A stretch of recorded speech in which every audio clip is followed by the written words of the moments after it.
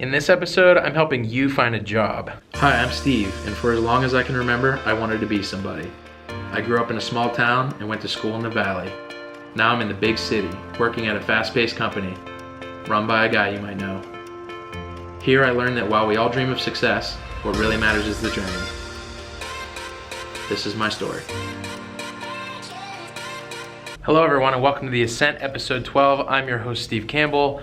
I'm here in the office late night, forgot my tripod again. Wasn't planning on filming, but I just had a thought and I wanted to share it with everybody.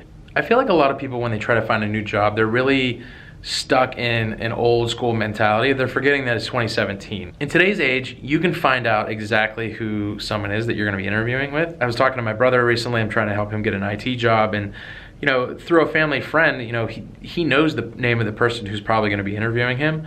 And I said, listen, the types of things that IT people need to deal with, need to know about, and your resume may not speak exactly to the type of experience that they're looking for, but there's ways to shape up that conversation so that you're really talking about the things that matter when you're in the room.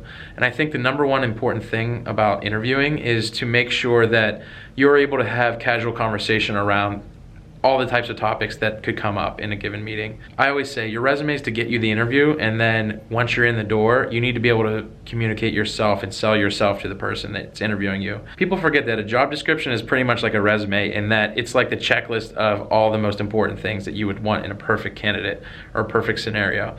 The world just doesn't work that way.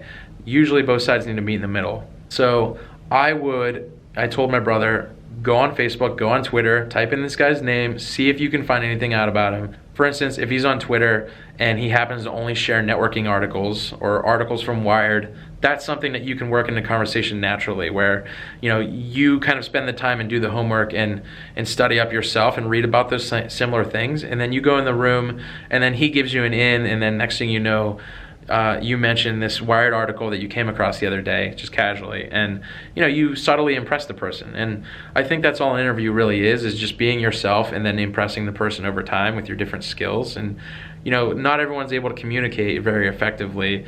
To a person is really nervous, to a camera can sometimes be tough, but I think when you really challenge yourself to put yourself in the other person's shoes and what are they looking for, what are their types of questions they're going to ask, that type of stuff, you're just going to be better prepared, and it never hurts to be better prepared. You don't have to be the most prepared person going in the room, but if you're better prepared than everyone else that's interviewing, then you're going to get the job, no matter if their resumes are stellar and yours is crap. So that's it. If you're writing a resume, don't think too much about it. Make sure that the relevant experience is visible. Make sure that you're not long-winded in it. Make sure everything is consistent. You're using the proper tense, that kind of thing, because copywriting skills. If your experience doesn't really add up to what you want it to, don't fake it. Just figure out ways to put things in the skills column. At the bottom of a resume, people just rattle off different skills. I was telling him, he just rattled off a bunch of different things. I said, listen, what are the most important things for information technology? You run the risk of getting asked a question about anything that's on your resume anyway, so you don't want to fudge it. You want to put things on there that you can actually speak to, but think around the narrative of how you came to do these things. Honesty tends to go a long way, but rather than looking unprepared and saying, well, I don't know, or I don't have any experience in that, it's better to shape up your response in advance of, I know I'm going to get asked about server environments, but I don't know that much about them and never really used them. So rather going in and saying something like that, you want to prepare something a little more eloquent. You say, while I may not have hands-on experience with server environments, I do realize that this is a very important piece of the job and the experience I need to have.